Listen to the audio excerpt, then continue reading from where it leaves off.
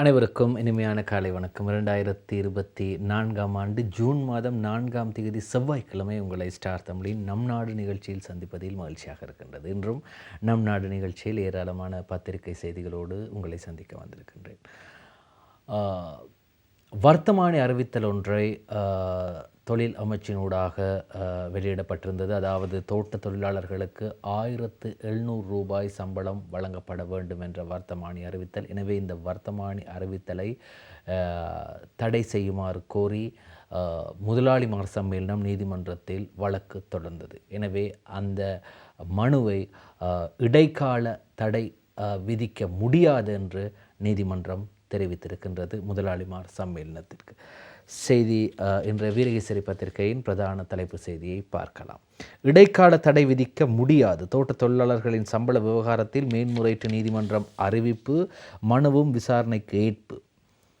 MFM ஃபசீரின் செய்தியாக வீரகேசரி பத்திரிகையின் முன்பக்கத்திலே இந்த செய்தி வெளியாகி இருக்கிறது. தோட்ட தொழிலாளர்கள் தொடர்பில் குறைந்தபட்ச நாள் சம்பளத்தை நிர்ணயித்து தொழில் அமைச்சரினால் வெளியிடப்பட்ட வர்த்தமானி அறிவித்தல் அமுல் செய்யப்படுவதை தடுத்து இடைக்கால தடை விதிக்க முடியாது என மேன்முறையீட்டு நீதிமன்றம் நேற்று அறிவித்தது. தோட்ட தொழிலாளர்கள் தொடர்பில் குறைந்தபட்ச நாள் சம்பளத்தை நிர்ணயித்து தொழில் அமைச்சரினால் வெளியிடப்பட்ட வர்த்தமானி அறிவித்தலை ரத்து செய்யும் எழுத்தாணை ரீட் ஒன்றினை பிறப்பிக்க கோரி அக்கரப்பத்தன பெருந்தோட்ட கம்பெனி உட்பட 21 பெருந்தோட்ட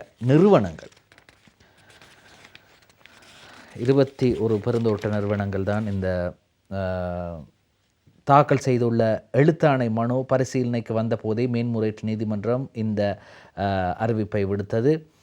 எனினும் மனுதாரரான பெருந்தோட்ட கம்பெனிகள் கோரும் இடைக்கால நிவாரணத்தை வழங்க நீதிமன்றம் மறுத்த போதும் தாக்கல் செய்துள்ள மனுவை விசாரணை கேட்பதாக மேன்முறையீட்டு நீதிமன்றம் அறிவித்தது. நேற்று மேன்முறையீட்டு நீதிமன்ற நீதிபதிகளான சோபித ராஜகருண மற்றும் தம்மிக கணேபொல ஆகிய நீதிபதிகள் முன்னிலையில் இம்மனு பரிசீலனைக்கு வந்தது. இதன்போது இதற்கு முன்னர் தோட்ட தொழிலாளர் சம்பள விவகாரம் வழக்குகளில் உயர்நீதிமன்றம் மற்றும் மேன்முறையீட்டு நீதிமன்றம் பின்பற்றிய நடைமுறைகளை மற்றும் அதன் தீர்மானங்களை முன்னுதாரணமாக கொண்டும் சம்பள நிர்ணய விடயம் அரசு எடுத்த கொள்கை ரீதியிலான தீர்மானம் என்பதை கருத்தில் கொண்டும் வர்த்தமானிக்கு இடைக்கால தடை விதிக்காமல் மனுவை விசாரணைக்கு ஏற்பதாக நீதிபதிகள் தெரிவித்தனர். அதன்படி இம்மாதம் 26ஆம் தேதி மனு தொடர்பில் விளக்கமளிக்க மனுவின் பிரதிவாதிகளாக பெயரிடப்பட்டுள்ள தொழில் மற்றும் வெளிநாட்டு வேலைவாய்ப்பு அமைச்சர் மனுஷ நாணயக்கார உள்ளிட்ட 52 பேருக்கும் அறிவித்தல் அனுப்புமாறு நீதிமன்றம் உத்தரவிட்டது. நேற்று மனு பரிசீலனை செய்யப்பட்ட போது பிரதிவாதிகளில் ஒருவரான அமைச்சர் மனுஷ நாணயக்கார சார்பில் மன்றில் வாதங்கள் முன்வைக்கப்பட்டன. மனுஷ நாணயக்காரவுக்கு மன்றில் ஆஜரான ஜனாதிபதி சட்டத்தரணி ஃபாயிஸ் முஸ்தபா சம்பள கட்டுப்பாட்டு சபை சட்டத்தின் பிரகாரம் தொழிலாளர்களின் குறைந்தபட்ச ஊதியத்தை நிர்ணயம் செய்யும் அதிகாரம் தொழில் அமைச்சருக்கு இருப்பதாக வாதிட்டார். அது மட்டும் இல்லாமல் ஜனாதிபதி சட்டத்தரணி ஃபாயிஸ் முஸ்தபாவின் வாதங்களை தொடர்ந்து மேலும் சில பிரதிவாதிகள் சார்பில் ஆஜரான சட்டத்தரணிகளும் வாதங்களை முன்வைத்தனர். இந்நிலையில் ஏற்கனவே மனுதாரர் சார்பில் சிரேஷ்ட ஜனாதிபதி சட்டத்தரணி ரமேஷ் டி சில்வா மற்றும் சட்டமா அதிபர் சார்பில் மேலதிக சொலிசிட்டர் ஜெனரல் ஜனாதிபதி சட்டத்தரணி டி ஆப்ரு ஆகியோருக்கும் வாதங்களை முன்வைத்திருந்த நிலையில் அனைத்து விடயங்களையும் கருத்தில் கொண்டு மனுதாரர் கோரும் இடைக்கால தடை உத்தரவை வழங்குவதில்லை என நீதிமன்றம் அறிவித்தது. எனவே 26ஆம் தேதி மனுஷ நாணயக்கார தொழில் அமைச்சரை நீதிமன்றத்தில் ஆஜராகுமாறு அறிவிக்கப்பட்டிருக்கின்றது. நீதிமன்றத்தால் உத்தரவு பிறப்பிக்கப்பட்டிருக்கின்றது. பொறுத்திருந்து பார்ப்போம். சரி, தற்போது தோட்ட மக்களுக்கு 1700 ரூபாய் சம்பளம் நிச்சயம் கிடைக்கும் என்று முன்னாள் பாராளுமன்ற உறுப்பினரும் முன்னாள் அமைச்சர்களில் ஒருவருமான ஆர் யோகராஜன் தெரிவிக்கிறார். ஜனாதிபதி எடுத்த சிறந்த தீர்மானம் என்கிறார் ஆர் யோகராஜன். பெருந்தோட்ட மக்களின் சம்பள அதிகரிப்புக்காக ஜனாதிபதி ரணில் விக்ரமசிங்க முன்னெடுத்த நடவடிக்கைகளை விமர்சித்தவர்களின் கருத்துக்கள் இன்று பொய்யாக்கப்பட்டுள்ளன. தோட்ட கம்பெனிகளின் செயற்பாட்டுக்கு நீதிமன்றம் தடை உத்தரவு பிறப்பித்துள்ளது. பெருந்தோட்ட மக்களுக்கு ரூபாய் 1700 ரூபாய் சம்பளம் நிச்சயம் கிடைக்கும் என முன்னாள் பாராளுமன்ற உறுப்பினரும் ஐக்கிய தேசிய கட்சியின் நிர்வாக குழு உறுப்பினருமான யோகராஜன் அவர்கள் ஆர் யோகராஜன் அவர்கள் தெரிவித்திருக்கிறார். பெருந்தோட்ட தொழிலாளர்களின் சம்பள உயர்வு தொடர்பான முதல் கட்ட பேச்சு தோட்ட கம்பெனிகளின் பிரதிநிதிகளுடன் கடந்த ஜனவரி மாதம் ஜனாதிபதி ரணில் விக்ரமசிங்க தலைமையில் ஆரம்பிக்கப்பட்டது. பேச்சுவார்த்தை ஆரம்பிக்கப்பட்ட தினத்தில் இருந்து இது ஒரு தேர்தல் கால நாடகம் என்று பலரும் விமர்சித்தார். இவ்வாறான பின்னணியில் கடந்த ஏப்ரல் மாதம் 21ஆம் தேதி வர்த்தமானி ஊடாக சம்பள நிர்ணய சபையின் தீர்மானம் அறிவிக்கப்பட்டது. இந்த தீர்மான அறிவித்தலை ஜனாதிபதி ரணில் விக்ரமசிங்கே கடந்த மே மாதம் 1ஆம் தேதி கொட்டகலையில் இடம்பெற்ற தொழிலாளர் தினத்தில் மக்களுக்கு அறிவித்தார் என்றும், சம்பள அதிகரிப்பு தொடர்பில் தொழில் அமைச்சு வெளியிட்ட வர்த்தமானியை சவாலுக்குட்படுத்த தோட்ட கம்பெனிகள் நீதிமன்றத்தில் வழக்கு தாக்கல் செய்தன. இந்த வர்த்தமானிக்கு தடை உத்தரவு பிறப்பிக்குமாறு தோட்ட கம்பெனிகள் தமது மனுவில் வலியுறுத்தியிருந்தன. இவ்வாறான நிலையில் இந்த வழக்கு விசாரணைக்கு எடுத்துக்கொண்ட மேல் நீதிமன்றம் தடை உத்தரவு கோரிக்கையை நிராகரித்து உத்தரவு பிறப்பித்துள்ளது என்ற செய்தி தொடர். அதேபோன்று இன்ற பொதுவாகவே எல்லா பத்திரிகைகளிலும் பிரதான செய்திகளில் ஒன்றாக இடம் பிடித்திருக்கின்றது. தினகரன் பத்திரிகையில் இவ்வாறு இதே செய்தி வந்திருக்கின்றது. தோட்ட தொழிலாளரின் 1700 ரூபாய் சம்பள அதிகரிப்புக்கு எதிராக தோட்ட கம்பெனிகள் கோரிய இடைக்கால தடை தள்ளுபடி என்று இன்றைய தினகரன் பத்திரிகையிலும், தினக்குரல் பத்திரிகையில் 1700 ரூபாய் சம்பள வர்த்தமானிக்கு இடைக்கால தடை விதிக்க முடியாது, மேன்முறையீட்டு நீதிமன்றம் அறிவிப்பு என்ற செய்தியும் இன்றைய தினக்குரல் பத்திரிகையிலே வெளியாகி இருக்கின்றது. சீரற்ற கால்நிலை தொடர்பாக பேசிக்கொண்டிருக்கும் போது நேற்று பாடசாலைகளுக்கு விடுமுறை வழங்கப்பட்டது, அனைத்து பாடசாலைகளுக்கும். ஆனால் இன்றைய தினம் காலி, மாத்தறை, கேகல்ல, ரத்தினபுரி மற்றும் ஓமாகம் பகுதியை சேர்ந்த சில பாடசாலைகளுக்கு மட்டும் விடுமுறை வழங்கப்பட்டிருக்கின்றது. இப்படி இருக்கும்போது 23 மாவட்டங்களில் 87,000 பேர் பாதிப்பு என்ற செய்தி இன்றைய வீரகேசரி பத்திரிகையின் முன்பக்கத்தில் இடம் பிடித்திருக்கின்றது. சீரற்ற காலநிலையால் பியகம பகுதியில் வெள்ளப்பெருக்கு ஏற்பட்டுள்ளதையும் மக்கள் சிரமங்களை எதிர்கொண்டு வெள்ள நீரை கடந்து வருவதையும் காணலாம் என்று சுஜீவகுமாரின் படப்பிடிப்பை ஒரு படம் வெளியாகி இருக்கின்றது இன்றைய வீரகேசரி பத்திரிகையின் முன்பக்கத்திலே. நாட்டின் நிலவும் சீரற்ற காலநிலை காரணமாக 23 மாவட்டங்களில் 251 பிரதேச செயலக பிரிவுகளில் 23,723 குடும்பங்களைச் சேர்ந்த 87,376 பேர் பாதிக்கப்பட்டுள்ளனர். பாதிக்கப்பட்ட மக்களுக்கு மீட்பு பணிகள் மற்றும் உணவு உள்ளிட்ட தேவைகளை பூர்த்தி செய்வதற்காக பிரதேச செயலக பிரிவுகளுக்கு 122 மில்லியன் ரூபாய் நிதி ஒதுக்கப்பட்டுள்ளதாக பாதுகாப்பு இராஜாங்க அமைச்சர் பிரமித்த பண்டார் தென்னகோன் அறிவித்திருக்கிறார். அது மட்டும் இல்லாமல் அந்த செய்தி தொடர்கிறது இவ்வாறு: சீரற்ற கால்நிலை தொடர்பில் விளக்கமளிக்கும் வகையில் நேற்று திங்கட்கிழமை அரசாங்க தகவல் திணைக்களத்தில் ஏற்பாடு செய்யப்பட்டிருந்த ஊடகவியலாளர் மாநாட்டில் இதை தெரிவித்த அவர் தொடர்ந்து தெரிவிக்கும் போது, மேல் சப்ரகமுவ மற்றும் தென் மாகாணங்களே அதிக அளவு பாதிக்கப்பட்டுள்ளன. மேல் மாகாணத்தில் கொழும்பு, கம்பஹா மற்றும் களுத்துறை மாவட்டங்களும், சப்ரகமுவ மாகாணத்தில் ரத்னபுரி மற்றும் கேகல்ல மாவட்டங்களும், தெற்கில் மாத்தறை மற்றும் காலி மாவட்டங்களும் பாதிக்கப்பட்டுள்ளன. இவை தவிர குருநாகல், பதுளை, நுவரெலியா உள்ளிட்ட மாவட்டங்களில் ஒரு சில அனர்த்தங்கள் பதிவாகியுள்ளன. இதுவரையில் நாடளாவிய ரீதியில் அமைக்கப்பட்டுள்ள 119 நலன்புரி முகாம்களில் 2313 குடும்பங்களைச் சேர்ந்த 23,706 பேர் தங்க வைக்கப்பட்டுள்ளனர். களுத்துறை, ரத்தினபுரி, காலி, கொழும்பு, மாத்தறை மற்றும் கம்பஹா மாவட்டங்களில் முப்படையினர் மீட்பு பணிகளுக்காக களமிறக்கப்பட்டுள்ளனர். நலன்புரி முகாம்களில் தங்க வைக்கப்பட்டுள்ளவர்களுக்கு உணவு வழங்குவதற்கான நடவடிக்கைகள் முப்படையினரின் உதவியுடன் முன்னெடுக்கப்படுகின்றன. அவர்களுக்கு மாத்திரமின்றி கொலன்னாவ உள்ளிட்ட பகுதியில் வெள்ளம் காரணமாக வீட்டினுள்ளேயே சிக்கியுள்ளவர்களுக்கு உணவு வழங்க நடவடிக்கை எடுக்கப்பட்டுள்ளது என்றும் கூறப்பட்டிருக்கின்றது. அதே நேரத்தில் நேற்று ஜனாதிபதியால் அறிவிக்கப்பட்டிருந்தது, முற்றாக பாதிக்கப்பட்ட வீடுகளுக்கு 25 லட்சம் பண உதவியை நட்டஈடை வழங்குவதற்கு, அந்த வீடை நிர்மாணிப்பதற்கு. அதேபோன்று மீட்பு பணிகள் தொடர்வதாக கூறப்படுகின்றது. மீட்பு பணிகள் தொடர்பில் இராணுவ பேச்சாளர் மேஜர் ஜெனரல் ரசிககுமார குறிப்பிடுகையில், இராணுவ தளபதியின் ஆலோசனைகளுக்கு அமைய 20 குழுக்கள் 14 படகுகளுடன் மீட்பு பணிகளில் ஈடுபடுத்தப்பட்டுள்ளன. இவை தவிர பாதிப்புக்குள்ளாகக்கூடிய மாவட்டங்களில் 25 படையணிகள் தயார் நிலையில் உள்ளன. இவற்றில் 8,000க்கும் மேற்பட்டோர் உள்ளனர் என்றும் அவர் தெரிவித்திருக்கின்றார். எனவே இதுவரை சில இடங்களில் நீர் வடிந்தாலும் கூட இன்னமும் சில பகுதிகளில் வெள்ள நீர் தேங்கி இருக்கின்றது. எனவே விரைவில் அது வடிந்தோடும் என்று எதிர்பார்க்கப்படுகின்றது. கொலன்னாவ பிரதேசத்திலே 3 அடி அளவில் இருந்த நீர் தற்போது குறைந்து கிட்டத்தட்ட மல்வான பகுதியிலும் அதே நிலைமைதான், கிட்டத்தட்ட 2 அல்லது 1.5 அடிக்கு குறைந்து இருக்கின்றது. எனவே அது குறையும் என்று எதிர்பார்க்கலாம். இப்படி இருக்கும்போது பாதிக்கப்பட்ட மக்களை ஜனாதிபதி சந்தித்தார் என்ற செய்தி வந்திருக்கின்றது. மோசமான கால்நிலையால் முழுமையாக சேதமடைந்த வீடுகளை முப்படையினரின் உதவியுடன் அரசாங்கத்தின் செலவில் புதிதாக நிர்மாணிப்பதற்கும் பாதிக்கப்பட்ட மக்களுக்கு நிவாரணம் வழங்குவதற்குமான பணிகளை முன்னெடுப்பதற்கான தேவையை அவசர அமைச்சரவை பத்திரம் நேற்றைய அமைச்சரவை கூட்டத்தில் ஜனாதிபதி ரணில் விக்ரமசிங்கவினால் சமர்ப்பிக்கப்பட்டுள்ளது என்றும் செய்தி வெளியாகி இருக்கின்றது. இன்றைய வீரகேசரி பத்திரிகையில் அதே போன்று அந்த செய்தி இவ்வாறு தொடர்கின்றது. ஜனாதிபதி ரணில் விக்ரமசிங்க நேற்றைய தினம் கொழும்பு கொலன்னாவ பிரதேசத்திலே வெள்ளத்தால் பாதிக்கப்பட்ட மக்களை பார்வையிடுவதற்காக அல்லது அவர்களது நலனை கேட்டறிவதற்காக ஜனாதிபதி அங்கு சென்றிருந்தார். அப்போது ஜனாதிபதியுடன் அங்கு முக்கிய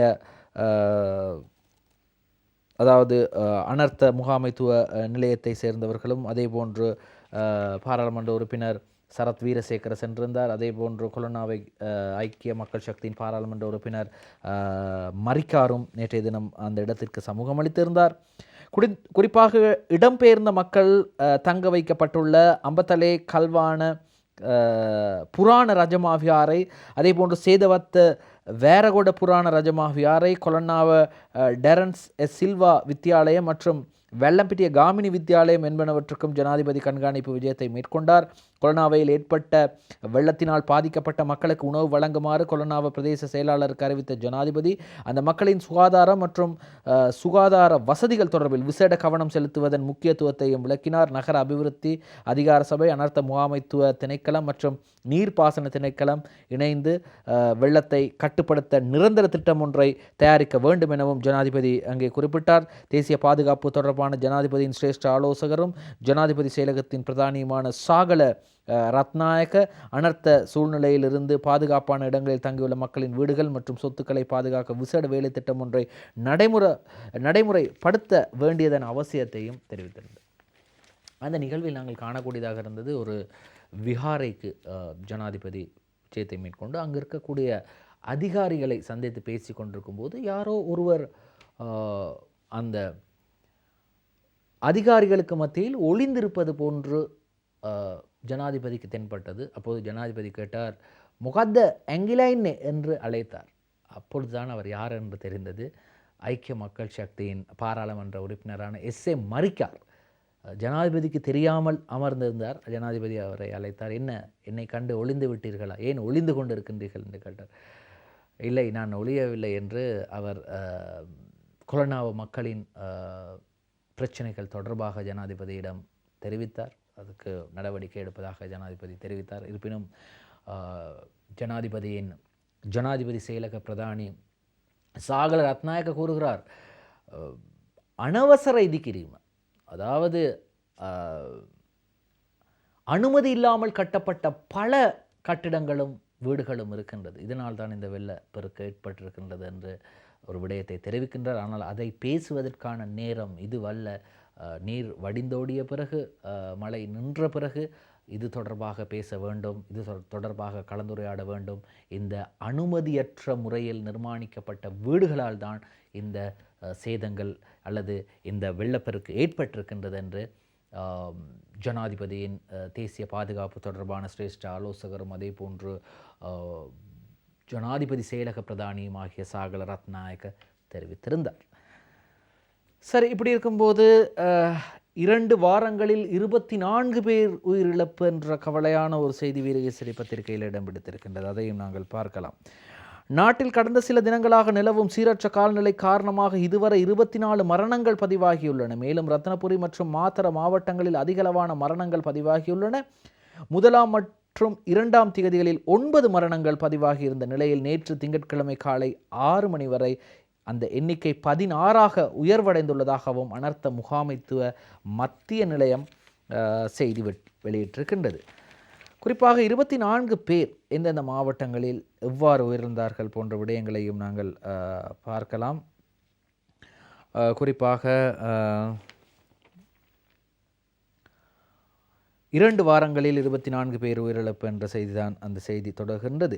அதற்கமைய கடந்த 3 தினங்களில் ரத்தினபுரி மாவட்டத்தில் 5 மரணங்களும், கொழும்பில் 3 மரணங்களும், மாத்தறையில் 6 மரணங்களும், காலியில் 2 மரணங்களும் பதிவாகியுள்ளதாக அனர்த்த முகாமைத்துவ மத்திய நிலையம் தெரிவித்துள்ளது. மேலும் மே மாதம் 15ஆம் தேதி முதல் கடந்த 1ஆம் தேதி வரையான 2 வாரங்களில் மாத்திரம் மரம் முறிந்து விழுந்தமையால் காலி, ரத்தினபுரி, புத்தளம், நுவரெலியா மற்றும் பதுள மாவட்டங்களில் 8 பேர் உயிரிழந்துள்ளனர். காலி இமதுவ பிரதேசத்தில் மே மாதம் 21ஆம் தேதி 40 வயதுடைய ஒருவரும், ரத்தினபுரி பலாங்கொடையில் 22ஆம் தேதி 40 வயதுடைய ஒருவரும், 28ஆம் தேதி கொடக்கவேல பிரதேசத்தில் 50 வயதுடைய ஒருவரும் மரம் முறிந்து விழுந்து உயிரிழந்துள்ளனர். இதேபோன்று புத்தளத்தில் மே மாதம் 22ஆம் தேதி மாதம்பே பிரதேசத்தில் 39 வயதுடைய பெண் ஒருவரும், நாத்தாண்டியா பிரதேசத்தில் 36 வயதுடைய பெண் ஒருவரும், 23ஆம் தேதி ஆராய்ச்சி கட்டுவ பிரதேசத்தில் 22 வயதுடைய பெண் ஒருவரும் மரம் முறிந்து விழுந்து உயிரிழந்துள்ளனர். நுவரெலியாவில் மே மாதம் 23ஆம் தேதி வளப்பன பிரதேசத்தில் 38 வயதுடைய ஆண் ஒருவரும் இவ்வாறு உயிரிழந்துள்ளார். பதுளையில் மே மாதம் 25ஆம் தேதி அப்புத்தலையைச் சேர்ந்த 65 வயதுடைய பெண் ஒருவரும் உயிரிழந்துள்ளார். அதற்கமைய இயற்கை அனர்த்தங்களால் கடந்த 2 வாரங்களில் 16 மரணங்கள் பதிவாகியுள்ளன. மொத்தத்தில் 24 பேர் 2 வாரங்களில் உயிரிழந்துள்ளதாக வீரகேசரி பத்திரிகையின் முன்பக்கத்திலே செய்தி வெளியாகி இருக்கின்றது. ஒவ்வொரு பத்திரிகையில் வெவ்வேறான விடயங்கள் இருக்கின்றது. இன்றைய தினக்குரல் பத்திரிகையில் இயற்கை அனர்த்தங்களால் 85,000 பேர் பாதிப்பு, 16 பேர் உயிரிழப்பு, 3 வரை காணவில்லை என்று இன்றைய தினக்குரல் பத்திரிகையிலே செய்தி வெளியாகி இருக்கின்றது. அதே போன்று 6 மாவட்டங்களின் பாடசாலைகளுக்கு இன்று விடுமுறை. பார்ப்போம் எந்தெந்த மாவட்டங்களில் எந்தெந்த பாடசாலைகளுக்கு விடுமுறை என்று நாங்கள் பார்க்கலாம். நாட்டில் நிலவும் சீரற்ற காலநிலை காரணமாக இன்று செவ்வாய்க்கிழமை 6 மாவட்டங்களில் உள்ள சகல பாடசாலைகளுக்கும், கொழும்பில் ஓமாகம வலயத்தில் உள்ள பாடசாலைகளுக்கும் விசேட விடுமுறை வழங்கப்படுவதாக கல்வி அமைச்சு அறிவித்துள்ளது. அதற்கமைய சபரகமுவ மாகாணத்தில் ரத்தினபுரி, கேகல்ல மாவட்டங்களில் உள்ள பாடசாலைகளுக்கும், தென் மாகாணத்தில் காலி மற்றும் மாத்தர மாவட்டங்களில் உள்ள பாடசாலைகளுக்கும், மேல் மாகாணத்தில் கம்பஹா, களுத்துறை மாவட்டங்களில் உள்ள சகல பாடசாலைகளுக்கும் விசேட விடுமுறை வழங்கப்பட்டுள்ளது. இதேவேளை கொழும்பில் ஓமாகம வலயத்திற்குட்பட்ட பாடசாலைகளுக்கு மாத்திரம் விடுமுறை வழங்கப்பட்டுள்ளது. மேற்குறிப்பிட்டுள்ள பாடசாலைகளை தவிர ஏனைய அனைத்து பாடசாலைகளிலும் பாடசாலைகள் வழமை போல் இடம்பெறும். அத்தோடு விசேட விடுமுறை வழங்கப்பட்டுள்ள மாவட்டங்களில் கால்நிலை வழமைக்கு திரும்பிய பின்னர் மாகாண கல்வி அதிகாரிகளால் கல்வி வலய கல்வி பணிப்பாளருக்கு அறிவித்து பாடசாலைகளை மீள ஆரம்பிப்பது தொடர்பான தீர்மானத்தை எடுக்க முடியும் என கல்வி அமைச்சு மேலும் தெரிவித்துள்ளது. அதேபோன்று இன்றைய எல்லா பத்திரிகைகளிலும், அதாவது தமிழ் சிங்கள பத்திரிகைகளில் இந்த பாடசாலைகள் இன்று விடுமுறை செய்தி வெளியாக இருக்கின்றது. இன்னும் ஏராளமான செய்திகள் இருக்கின்றது. இப்படி இருக்கும்போது ஸ்டார் தமிழின் நம் நாடு நிகழ்ச்சியில் ஒரு சிறு விளம்பர இடைவேளை. நம் நாடு தொடர்கிறது. அண்மையில் கடந்த செவ்வாய்க்கிழமை ஐக்கிய தேசிய கட்சியின் பொதுச் செயலாளர் பாலித ரங்கே பண்டார ஒரு விடயத்தை அறிவித்திருந்தார். அது பெரும் சர்ச்சையாக மாறியது அந்த விடயம். அதாவது ஜனாதிபதி தேர்தலையும் அதே போன்று இதே பாராளுமன்றத்தையும் அடுத்த 2 வருடங்களுக்கு ஒத்திவைக்க வேண்டும், அல்லது ஜனாதிபதி தேர்தலையும் பாராளுமன்ற தேர்தலையும் ஒத்திவைக்க வேண்டும். அதே போன்று தற்போதைய ஜனாதிபதியும் தற்போது பாராளுமன்றமும் அடுத்த 2 வருடங்களுக்கு தொடர்ச்சியாக அதன் காலத்தை நீடிக்க வேண்டும் என்று அவர் ஒரு கருத்தை வெளியிட்டார். அதற்கு பிறகு இந்த கருத்து அவருடைய கருத்தல்ல, இது ஜனாதிபதி ரணில் விக்ரமசிங்கவின் கருத்து என்று கூறப்பட்டது. அது மட்டும் இல்லாமல் அவர் கூறினார், இப்படி ஒரு வாக்கெடுப்புகளை அல்லது இந்த தேர்தல்களை 2 வருடம் தள்ளி வைப்பதற்கு சர்வஜன வாக்கெடுப்புக்கு செல்ல வேண்டும் என்று கூறினார். இது தொடர்பாக விளக்கம் அளிக்கும் ஒரு செய்தியாளர் சந்திப்பை கடந்த வாரம் அவர் ஏற்பாடு செய்திருந்து 53 வினாடிகளில் எழுந்து சென்றார், எதற்கும் பதிலளிக்காமல். ஆனால் திங்கட்கிழமை காலை 10 மணிக்கு சிறிகொத்தவில் ஊடகவியலாளர்களை சந்திப்பதாக அவர் கூறியிருந்தார். எனவே நேற்றைய தினம் திங்கட்கிழமை சிறிகொத்தவில் ஊடகவியலாளர்களை பாலித ரங்கே பண்டார சந்தித்திருந்தார். என்ன கூறினார் பார்க்கலாம்.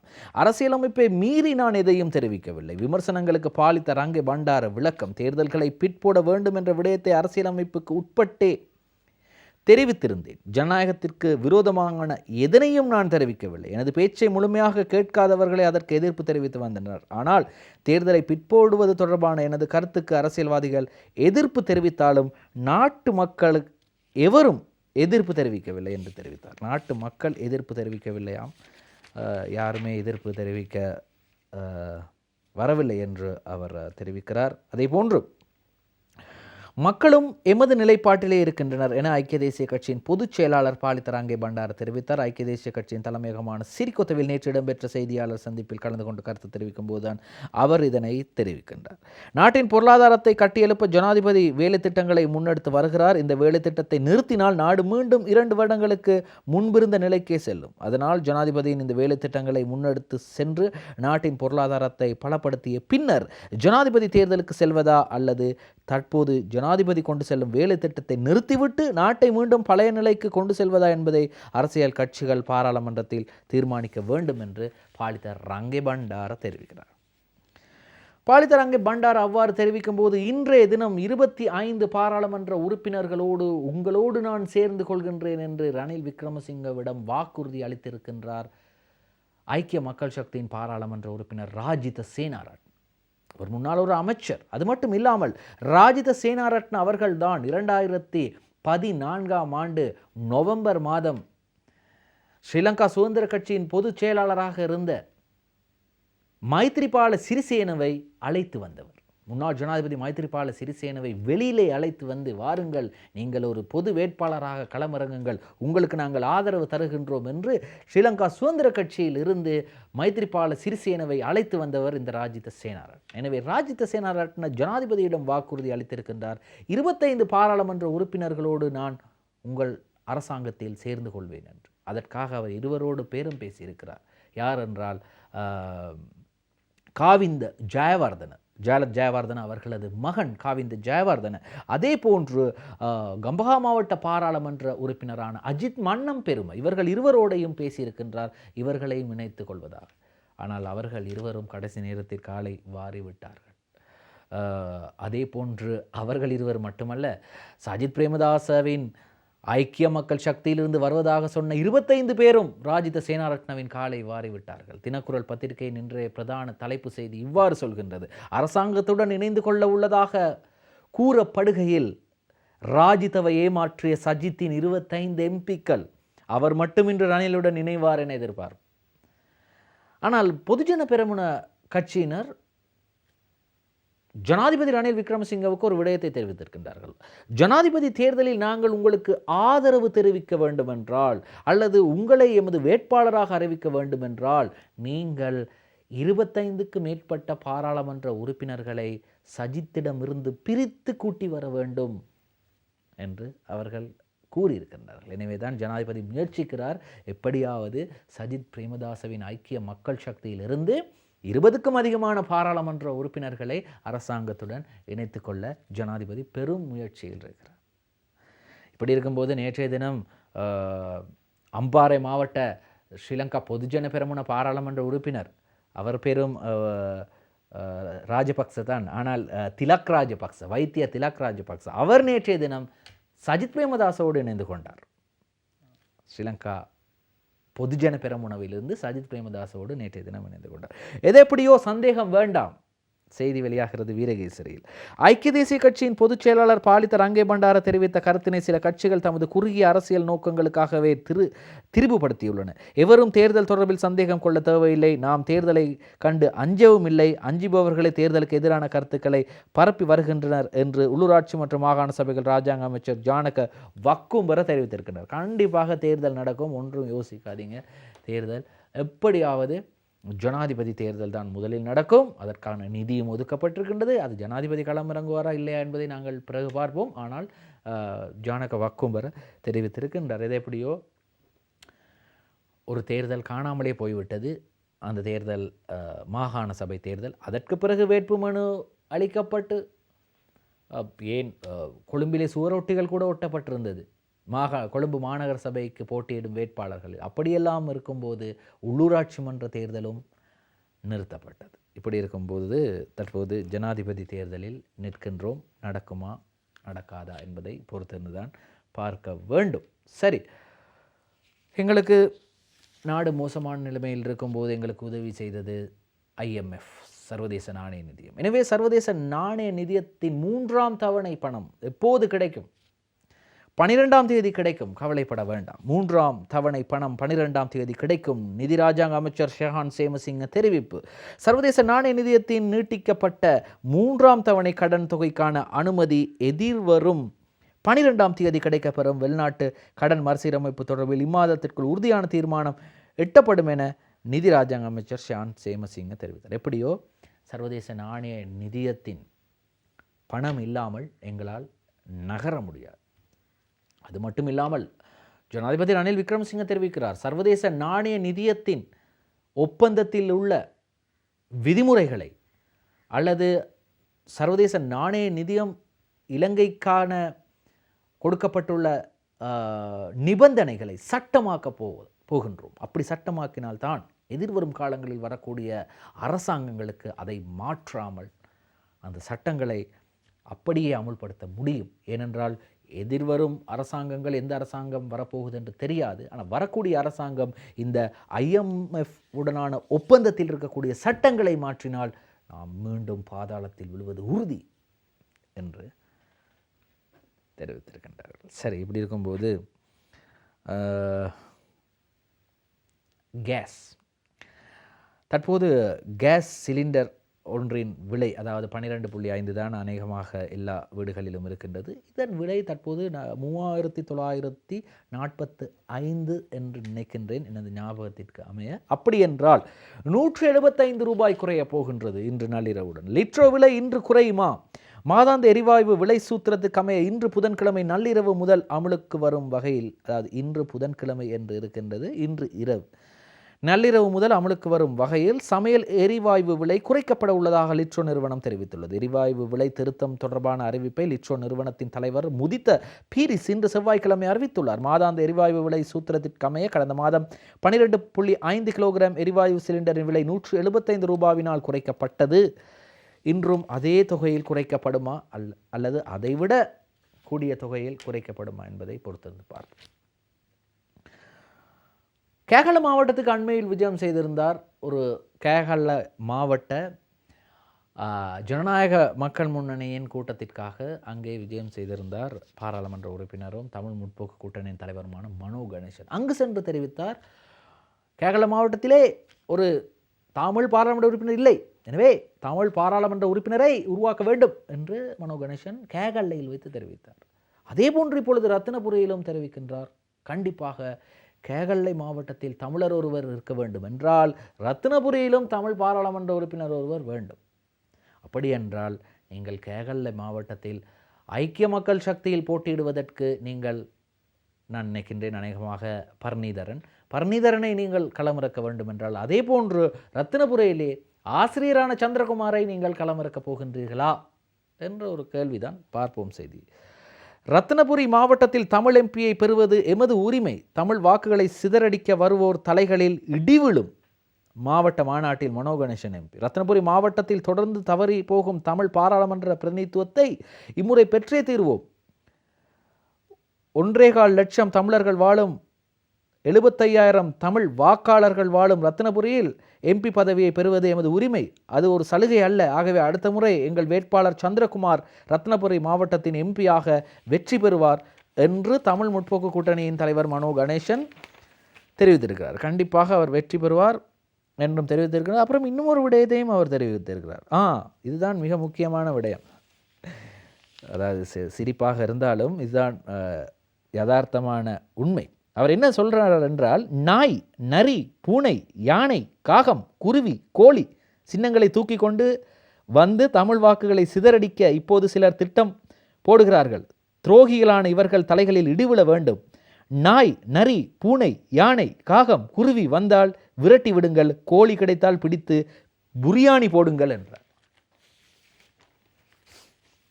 அவர் கோழி என்று சொல்வது நான் நினைக்கின்றேன் தவறுதலாக அவருக்கு கோழி என்று வந்து விட்டது. சேவலாகத்தான் இருக்கலாம், புரிந்தவர்களுக்கு புரிந்திருக்கும்.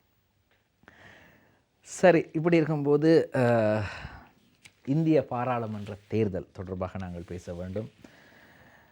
இந்திய பாராளுமன்ற தேர்தலிலே வெற்றி பெறப்போவது யார் என்ற ஒரு கேள்வி இருக்கும் நேரத்தில் அநேகமாக முன்னாள் பிரதமர் நரேந்திர மோடி அவர்கள் கண்டிப்பாக இந்த தேர்தலில் வெற்றி பெறுவார் அல்லது பாஜக கூட்டணி வெற்றி பெறும் என்பது உறுதியாக கூறப்பட்டு வரும் நிலையில் அது தொடர்பான ஒரு செய்தி இருக்கின்றது. அதற்கு முதல் புதிய பிரதமருக்கு வாழ்த்து தெரிவிக்க 9ஆம் தேதி இந்தியா செல்கிறார் ஜனாதிபதி.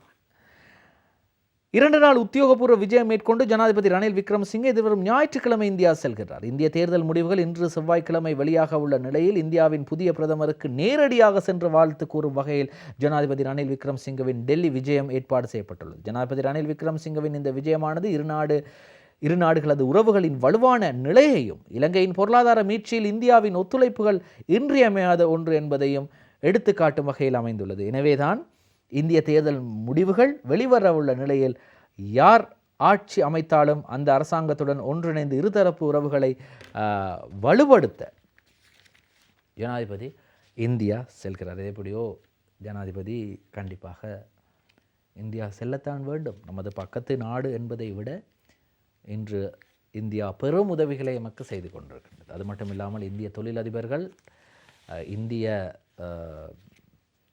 புரட்சி வியாபாரிகள், பல குறிப்பாக நான் யாரை சொல்கின்றேன் என்று தெரியும், அதானி நிறைய முதலீடுகளை இலங்கையில் செய்திருக்கின்றார், செய்ய போகின்றார். சரி, இப்படி இருக்கும்போது இந்திய பாராளுமன்ற தேர்தல் முடிவு இன்று வெளியாகின்றது. இங்கே இன்னும் ஒரு பிரச்சனை இருக்கின்றது. இந்தியா கூட்டணி என்று ராகுல் காந்தி, சோனியா காந்தி தலைமையிலே இந்திய கூட்டணி என்று ஒன்று உருவாகி இருக்கின்றது.